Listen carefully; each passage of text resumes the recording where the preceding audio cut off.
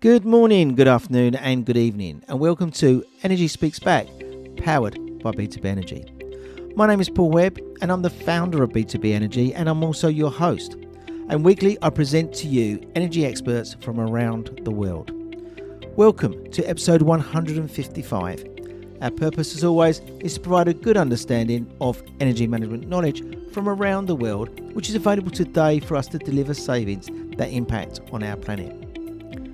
Welcome, energy enthusiasts, to another enlightening episode of Energy Speaks Back, where I delve deep into our guests' origin and their knowledge in the energy industry. Please engage with comments and the poll after this podcast. Today, we're featuring yet another leading energy expert who has delivered hundreds of energy assessments with significant savings. Our guest today has worked his way up through the hospitality sector, gaining and growing knowledge to deliver energy assessments for many types of organisations. If you are on LinkedIn, you will see him every day giving back that such knowledge that he has gained to others. So, without any further ado, let's dig deep into energy assessments with Jeremy Carter. Good afternoon, Jeremy. How are you today? I'm very well indeed. Thank you for inviting me here. We've been trying to set this up for a while. So I think nearly 12 months, because it's EMEX. And that's where we met officially, wasn't it? Face to face. EMEX, yes. Forgive me. One has been busy. Yes. We've all been busy fighting the fires of energy management. Yes. One is trying to save the world from the internal damnation that is climate change. Exactly. So, yeah. And interestingly, you reminded me of the story when you come to EMEX. Was you waiting outside to be the first person to give me that phrase? Yes, because on that day, on that morning, you had posted a LinkedIn post that said, the first person that comes and sees me and says, I can't remember what the phrase... Energy is your third largest expense. Yeah, the first person that comes and sees me and says, energy is my third largest cost, gets a free book. Yeah. So I was tearing down the door saying, I want my free book. I want my free book. And for the benefit of the audience, you was the first person on the stand waiting there for us to finish setting up. And but not only did you have the one book, I gave you two books. Yeah, there was a child's book. Yeah. That you gave me, a lovely story. Something to do with someone sailing on an ocean. That's right. If I remember. The Little Orange Dinghy.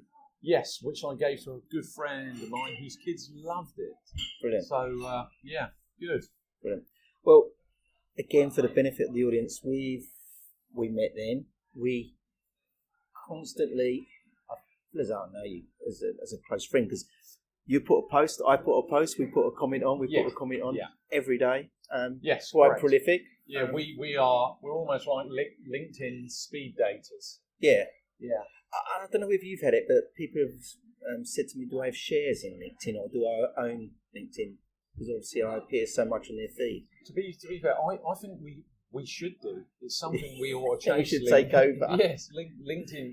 They owe us. I'm checking my post every day and there's still no LinkedIn post. So no, strange. It is strange. So we've had an hour of good hour of chatting about both our lives, etc., and what we do. And so, for the benefit of the audience, can you tell us more about that story Sure. and your origin story, and what really brings you to energy management?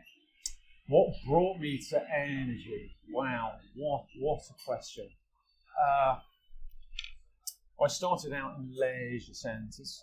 I started as a lifeguard, very bored, walking around to swim, watching people swim. And I climbed the ladder, and I became a leisure centre manager. And I was working for London Borough of Sutton. Then we as a leisure organisation came away, we became a charitable trust. And when we did that, we became Sutton Community Leisure, which was a fantastic company to work for.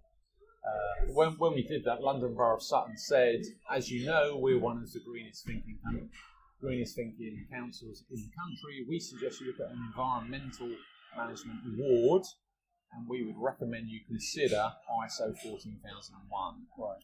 And all of that was dropped onto my desk, and I was given a year to learn that. Why did they go 14,001 and not 50,001? Was it Because not quite there? Because this was 2002, Pre. 2003. Yeah. 50,001 hadn't been No. invented. 2008, 2011. Yeah, Wasn't it? so we went down the 14,000. I went down the 14,001 route. I had a lot to learn. Of course, I said, what's this got to do with leisure? Blah, blah, blah, blah. But I saw it as a learning curve, and a steep learning curve it was. And of course, as I'm sure you're aware, you've got your legal register where you demonstrate what legalities apply to leisure and how you're managing that. But the thing I really enjoyed was engaging with staff, and was running energy, water and waste reduction projects. Because you would commission something, and back then we were doing swimming pool covers, we were doing boiler upgrades, and was doing heat recovery projects.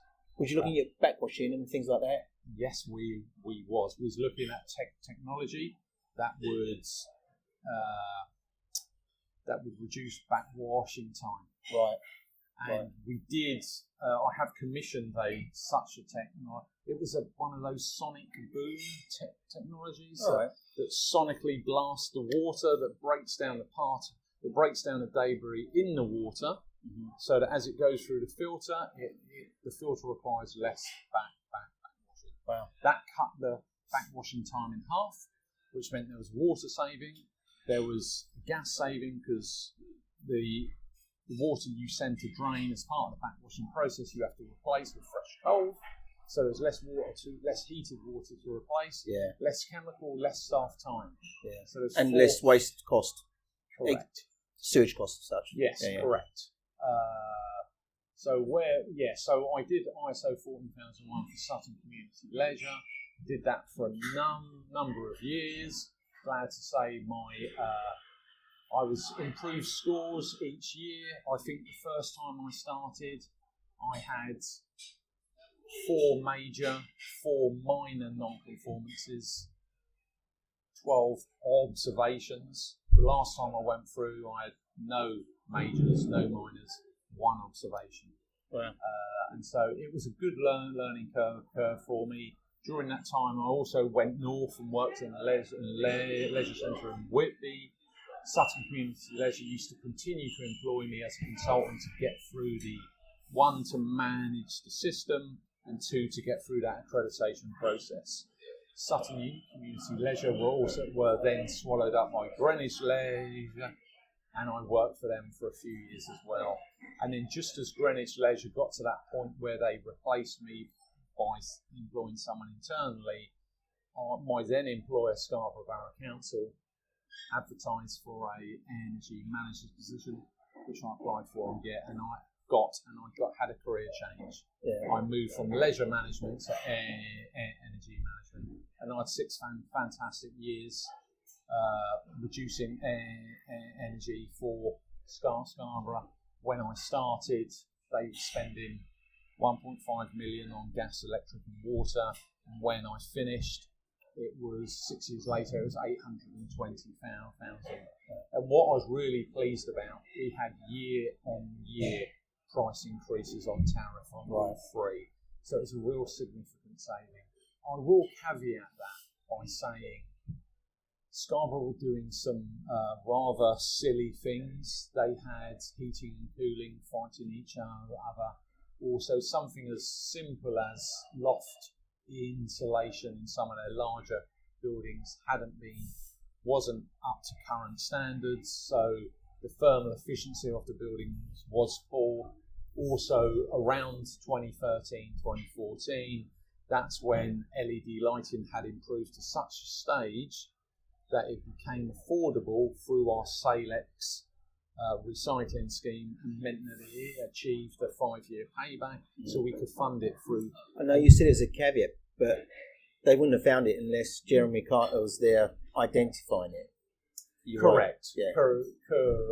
curve. Because if you hadn't said that, Yeah, how many more? Like we talked about things being in the override, and you're going back and look at that. yeah, Will it still be in override? It's yeah, like if you went back there today, yeah. will the problems with Also, still be the another same? thing, obviously, you talk about overrides. Something else I had a lot of success with the BMS.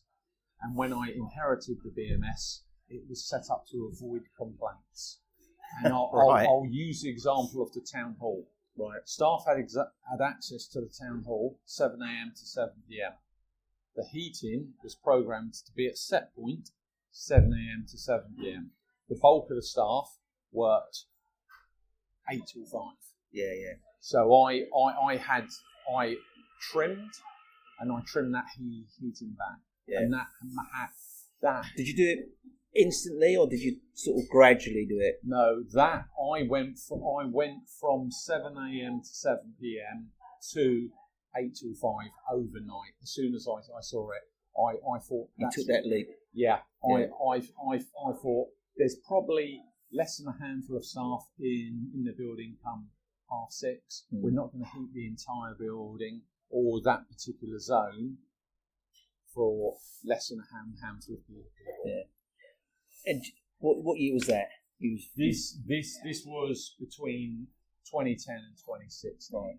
You still see that today, didn't you? You walking around when we're doing it. Oh yeah, and It's in everywhere. Fact, and in fact, I was doing an energy audit, a heat decarbonisation plan for a London-based college, and was looking at their heating timetable, and it was, I think it was 6 a.m. It came on 6 a.m. till 5, Monday through to Friday, but on one morning it came on at 3 a.m. So straight away you ask the question, what's happening at 3 a.m.? Why is it coming on? Why is it coming on at 3 a.m.? And that's, I'm sure you've had this when you ask a question that they can't answer. Or they say it's always been like that. Yeah, and it's like, right, well, I'm a firm believer of changing things and seeing who shouts. Yeah. Yeah. I'm surprised you started off where you started, because there's a little bit of the story before that, isn't there, regarding football?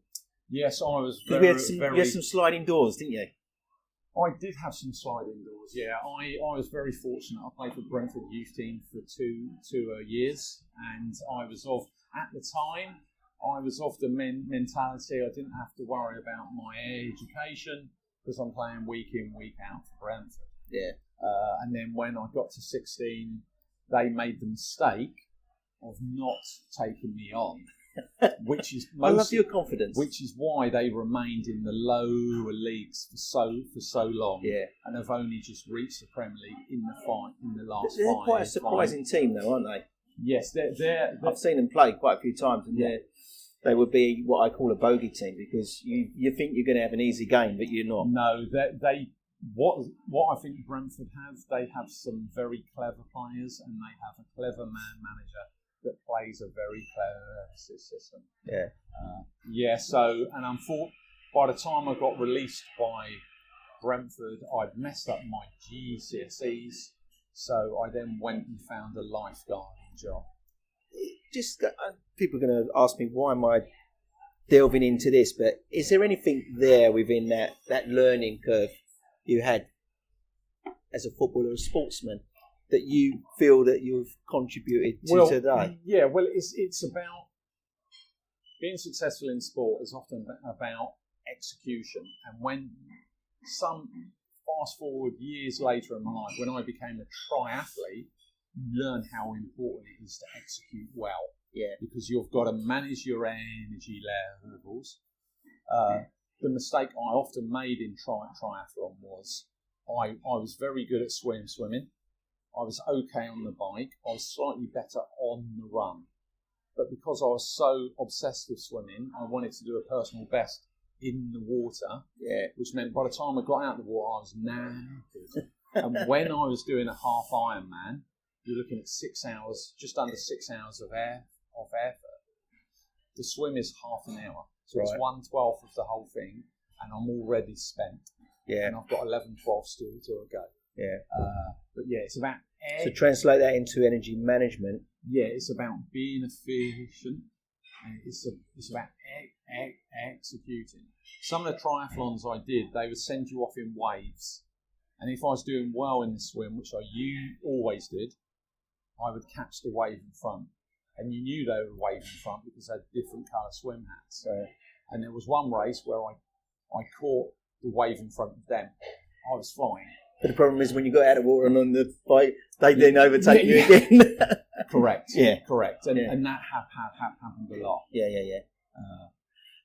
And it's all about finishing the job, finishing what. Correct. As an energy consultant, Yeah. I like to see the end.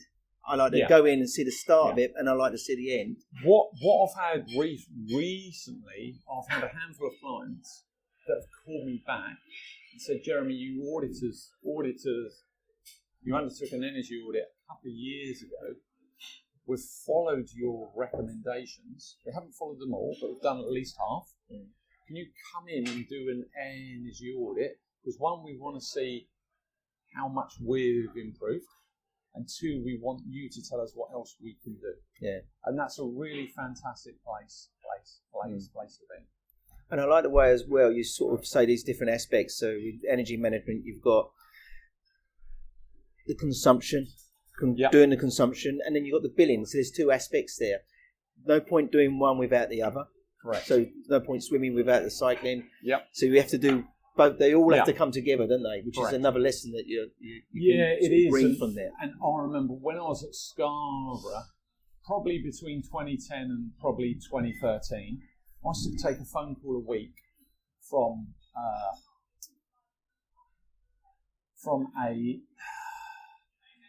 a energy billing validation company, and the question would be, Jeremy, who's validating your invoices?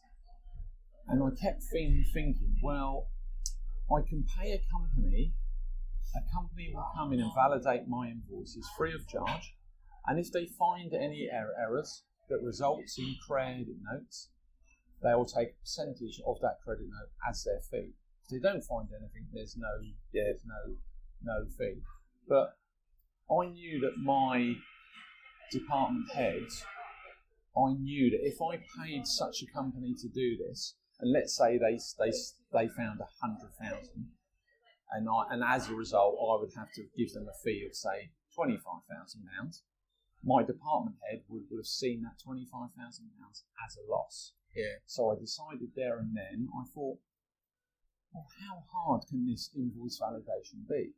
It doesn't go brain surgeon, rocket science, invoice validator.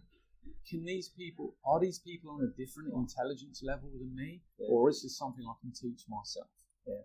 So I taught myself. And around about the same time, I was nurturing a really good relationship with our electricity supplier. So I kept phoning them up and saying, can you tell me, on this line of the bill, there's this charge. Can you explain this to me, please? Yeah. And that's how I... So bit by bit, picked it up. Yeah. Bit by bit. And I remember being at a YPO event, Yorkshire Purchasing Organisation, and they were talking about capacity charges and max demand, and the penny just dropped for me. Yeah. And yes, it's very. If you think about it, we don't call a company in to look at our house in electricity bills, do we? Or a gas? No. We pick the bill up and we're paying that bill. Yeah. Personally, so yeah. Correct. And also I started to generate credit notes for Scarborough Borough Council, and I had some success with some big credit notes. I got the biggest credit note I've ever generated through invoice validation was for £187,000 for a university I used to work for. There was an error on their water trade effluent of the swimming pool, and their trade effluent actually had a meter. It wasn't done on the calculation. Right. But the trade effluent meter was down underneath the pool where the filtration plant is. So the water supplier had never read it and they'd overestimated it. Right. And so I went in, read it, looked at the meter reading on the bill, which was estimated, and it was significantly out.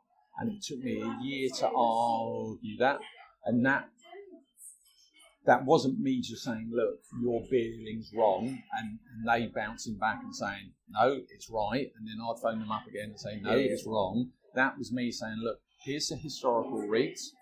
I'm going to provide you a read each month so you can clearly see the pattern here. So you built your own profile, basically? Built the own profile, and they had to accept that, which they did. What I like about that, and what you mentioned earlier, you built a relationship with the supplier. Correct. That's key, isn't it? Oh yeah. You can't not have that relationship. Yeah. And it's all about relationships, isn't it? When I started off with Scarborough, I inherited an aged debt with our electric supplier that went back like 8 years. And on my second day, they took me into a meeting room, and there was a file about a foot high of accounts that were in default. And I got given, on about half of them, I got given a minor explanation what this was or who I needed to speak to. And it probably took 3 years to unravel that. But, and there was learning in all of that. Yeah. Everything was learning. And what I had each week, on Friday morning, I had a meeting with my department head, and I knew he was very demanding of me, and I knew that he wanted answers each week. He wanted progress, and if I hadn't progressed, I at least had to show avenues I'd exhausted and trying to get there. One thing you mentioned as well, that we've been talking a lot about the leisure sector here. Yeah. But you enjoy doing manufacturing, don't you? You've got a passion for that. Why the two differences? What's the lead on that? Yeah, my background, I probably spent about 13 years working in leisure centres, so I understand how they consume and waste energy. And then as I've gone on, I've acquired manufacturing clients. What I like about the manufacturing clients, no two manufacturers are the same. No. They all have a production line. I'm a bit of a sucker for a production line. This stems back, my father was a process engineer for Lyons Tetley. Right. He worked on their tea bag lines, and he worked on the ready brick lines. And he would... as a child, did you go and see these lines? Once or twice, but he would explain to me in detail how these on the back of the bill how these production lines work, and I've always had that interest in engineering, and so I think part of my interest in manufacturing stems from that. What I really enjoy about the manufacturing clients is I learn something with each one. Yeah. And so what that does, it improves me. Every manufacturer I work with improves me as an energy auditor, and that's new skills, new knowledge I take forward to the next man. And you can share the best practices. Absolutely. And do you know what I find as well, that the level of expertise within the manufacturing, though it's bespoke, it's amazing, isn't it? These guys are very, very clever at what they do. Oh, yes. I'm not taking it away from the other building managers. No. But they know process, and that's a different kettle of fish, isn't it? Yes, it is. And it's just such an interesting world. Do you know, I was going to say the word interesting because, I've done manufacturing as well, and I really enjoy it. Yeah. And when I worked for Satchel and Trend, so when I was working at Trend, I used to do sales on selling maintenance. Yeah. And I used to go through all the files and pick out all the interesting ones. Yeah. So I used to go all the interesting buildings in London, all the interesting manufacturing. Yeah. Like I went to Gillette, which was really amazing. Yeah. And the level of expertise. Yeah. It used to scare me actually. Yeah. Because I felt like I was out of my depth. I have felt, a very good friend of mine, that's a client, he's clearly very interested in what I do. And when I was working, I did an energy audit at a large, world-famous crisp manufacturer. Right. And my friend John said to me, did you feel out of your depth? And yes, I did. But it was only for about 10 seconds. Yeah. And then, I know what you're saying there. Yeah, and I don't mean to sound big-headed. No. It's just that I'm confident in what I do. I'm confident. And you're in like me. You my bring ability. things back to basics. It's just a new environment. Yeah. I just have to now adapt my energy saving ethos to a factory as opposed to a leisure centre. And you let them lead. If you let them lead in that approach, because they know the process, and we are not going to go in there and tell them that they should be doing something different on that line, but we might tell them to do something different on the lighting that's lighting up that line. Yeah, and also I had one manufacturer that was using a centrifuge controlled by a variable speed drive, and I noticed they were running it flat out. So the first question was, what speed are you running that drive? And they went, hang on, and they went off to the operator, and they came back, and they were pleased. They went 8,000 RPM. And I said, why 8,000 RPM? Why not 7,000 RPM?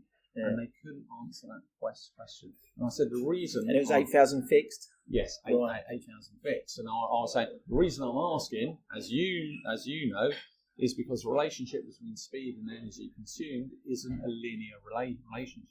As you know, a 10% reduction in speed reduces energy consumed by 27%, which is why I often challenge manufacturers on the speed of such things. And I had another more recent client that was using a shaker. I see that's flat out.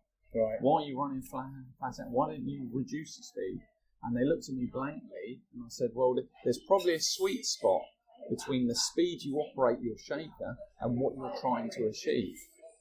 And that sweet spot isn't maximum speed, it's somewhere below it. So you can improve your process and reduce energy at the same time.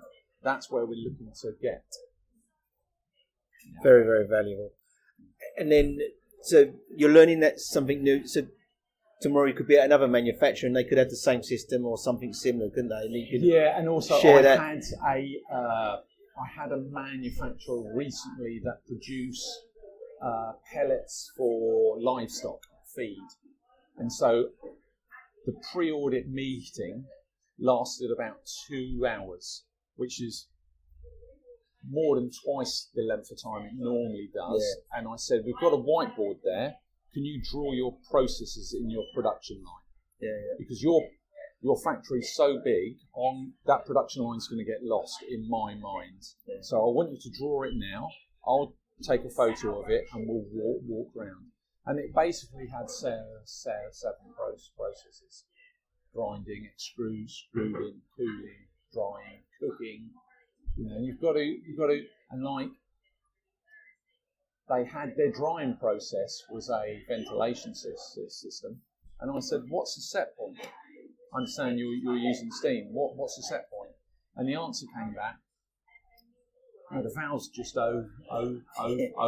Yeah. I was like, well, that means your boilers are generating steam at 150 C, so that means your set point, according to you, is 150 C. If you establish a set point that's optimum drying, it's probably going to be less than 150 C. You'll have a valve that closes. Everything will throttle back. And everything throttles back. And it means the boiler won't burn as much gas to get there. Not only that, your ducting is completely uninsulated. So you're hemorrhaging heat. You know, and the life cycle on the boiler will be increased because it's not running so much. Correct. There's all those sort of things we can start to focus on, isn't it? Invest in some insulation. First of all, establish a set point. Once set point's achieved, the valve closes. You'll hold your set point longer if you invest in insulation. So that's what I really like. That you're not just saving energy, you're compounding the energy savings. Yeah. And if you can compound the energy savings more than once, you are really doing well. And these, for me, an example that isn't a typical example. It's low-hanging fruit. They could probably implement that very, very quickly. Yeah, and very low. Yeah. The set point, they could probably change that overnight. Correct. There and then. Yeah, and make them savings. Yeah, It's controlled. Yeah. It's absolute. So control. the return on investment on you going to site is significant, isn't it? Yes. Yeah. So this is what I would do when I go to the site. I always have in the back of my mind.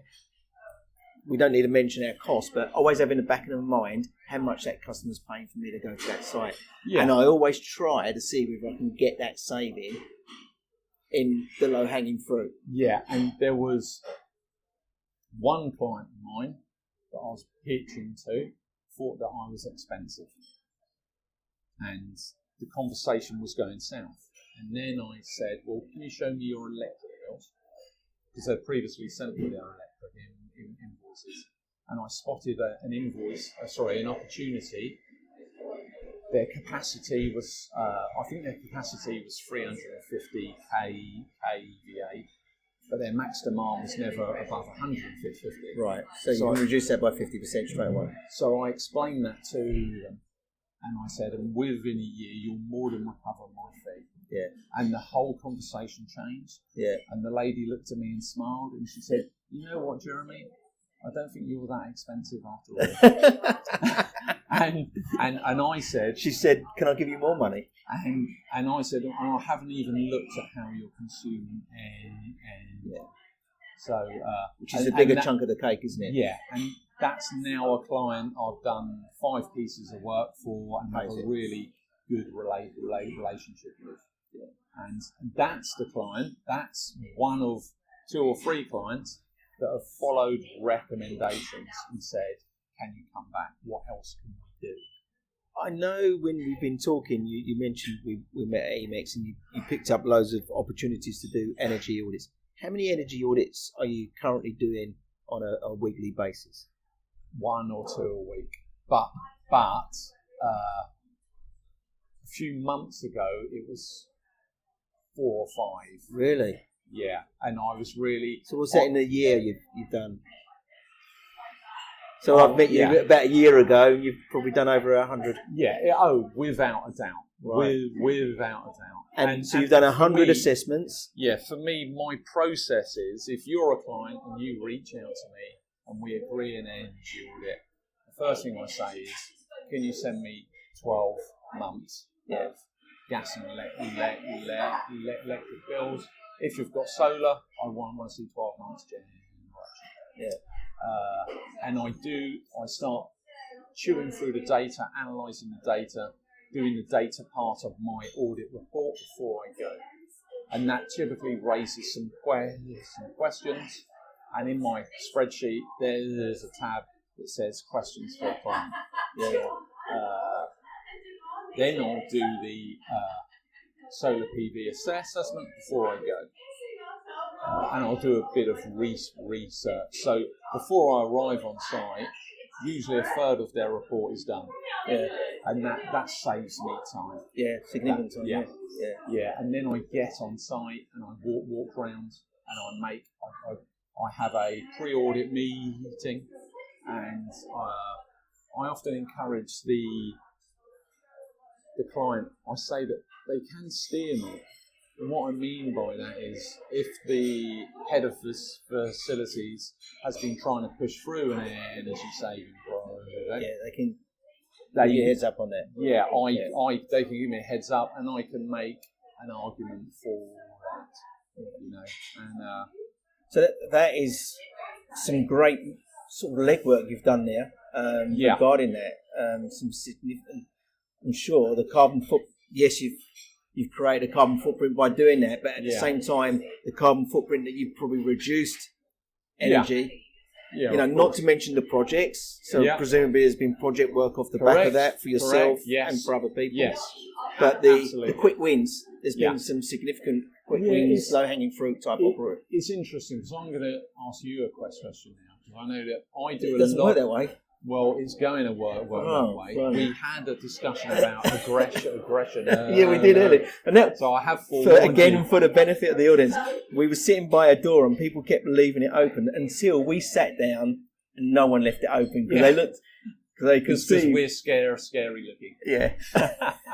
Right. So I've done a number of energy audits as part of ESOS reports, and one lead assessor I worked for They sent me to see 2 clients, same company, 2 sites. Yeah. First site, 15 recommendations. Second site, 12 recommendations. In the post-audit meeting, the lead assessor I was working on behalf, after the client had left, said, "You've created yourself and us more work there because of the sheer volume of recommendations. You only really need to do 4 or 5 recommendations as an ESOS report." And I sort of sat back and I thought, really? Yeah. My job is to identify energy-saving recommendations. Yeah. Now, I appreciate you might say, well, there's some non-costed stuff here. Yeah. Like if you do you've got a draft proofing issue, it's going to cost you roughly this amount, but it's not going to save you a great deal, but it will save you something. So you as a lead assessor, what side of the fence do you sit on? Do you think you should identify everything you... 100%. Sorry, you should recommend everything you see? Yeah. Or do you just tone it down? No, you should be showing the organisation everything of opportunity. It's called Energy Saving Opportunity Scheme. The clue there is the word opportunity. Yeah. So if there's an opportunity, we need to demonstrate that to them. Now, things like solar, CHP maybe, they're not opportunities because if you think about it, they're not going to reduce. No. So correct. anything that reduces consumption Yeah. are areas where we need to be putting in front of the organisation. Yeah. Now, with ESOS, the organisation doesn't have to implement the energy saving opportunity. However, now the government has released the action plan. Yeah. I would expect the action plan can take up to 20 opportunities. Okay. So there's a template there now. So that further supports my argument. Exactly. It doesn't matter how big or small those opportunities are. They need to be flagged because the organisation then needs to take that action plan and say, this is our action plan going forward. Yeah. Admittedly, you couldn't add them all together to work out the bottom line to show you what you're going to say because it's like a cumulative savings. Yeah. One feeds into the next, feeds into the next. However, we need to be looking at every opportunity. Yeah. Now, when I sit down away from ESOS with an organisation, it's a shotgun effect. It's not a sniper effect regarding doing all these opportunities. But we would then say, look, this one here, for instance, we had a client and voltage optimization was on the list. Yeah. Okay. Now, I always say to my clients, energy management is a journey. You need to take baby steps. Don't just go boom with everything. Yeah. Let's, not archive it. Let's plan it. That's what an action plan's for. So maybe not this year, maybe not next year. And I've done some work for a professional football club and we looked at all the things, but we scaled it across a 5-year period. And plus, it's my view, let's say you identify 15 recommendations. You've got to marry that with the political will. Also, what's in their asset management plan? How do our recommendations align with that? Yeah. And their life cycle. Yeah. Because you could have recommended that, say, all this pipe work needs to be lagged. Yeah. Improvement. But they might say, well, we're going to refurbish the boiler house. Yeah. So you're 100% correct. But when you do the energy assessments, it's really, you mentioned it, it's a snapshot. You do that. It is because you're typically on site for a day, perhaps 2 days, but it is a snapshot. You see what happens on those days. Yeah. And unfortunately as well, see, I like to do seasonal visits. So I like to look at it in the winter. Yeah. Or pre-winter, and then I like to look at it pre-summer. So that way you get a better feel for the... Yeah. We haven't got that time. Yeah. ESOS has to be done at these certain key areas. Yeah. But at the end of the day, they weren't being done. They're now being done. Yeah. Unfortunately, the energy, we're now in phase 4. We're still looking at... So I've had clients where I've done phase 1, phase 2, phase 3. I could have just cut and paste the whole document through. I don't. But that's what I explained to the organisation, that we're not doing nothing. Yeah. But now we've got the action plans. You need to wake up to start doing these things. And Correct. they have. Organisations have. And I think that has come from, the energy crisis. Yes. We can only put our Correct. fingers on that as Yeah. such. And that's what really, we laughed earlier about, it's been busy. We haven't got time to... Yeah. We haven't. Yeah. But that's a good thing. And the fact that there's now this action plan has meant it's not just a case of undertaking a report that gets filed. They now have to follow through. Yeah. Some of these This year, which means they have to take ownership exactly, and so responsibility. this year they have to produce the action plan. They don't have to implement anything, but next year they have to write, what have you done with that action plan? Oh, okay. So there's your...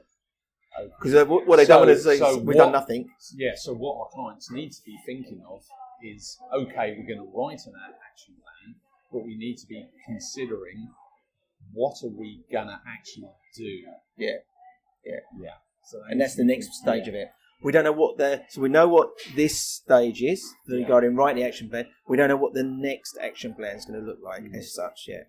But it is going to be reporting back on what they've done so far. I'm going to change subject a little bit now. I was at a logistics company, and they were a warehouse. So if you're a company that buys lots of suits from abroad, this logistics company will receive those suits, house them, and distribute them across country. And one of the best things I've ever seen was in this logistics warehouse. And the warehouse was about 10 metres high.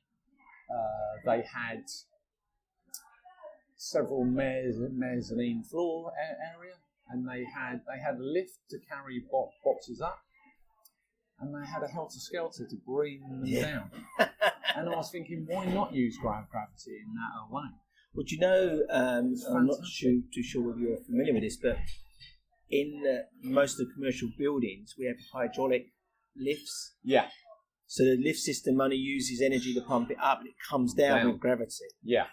So that's quite common. Yeah, and actually, I know when I was at the university I worked at, a lot of our buildings were heavily metered, and we knew the energy consumption of individual lifts. Yeah. And so lifts themselves don't actually consume a lot because they're all powered. I think we take lifts in our energy surveys a bit for granted. We don't really deal with it. There's quite a lot we can do in those lifts. Yeah, because modern lifts are now inverter driven, which means they go up and down slower, so they consume less. Yeah.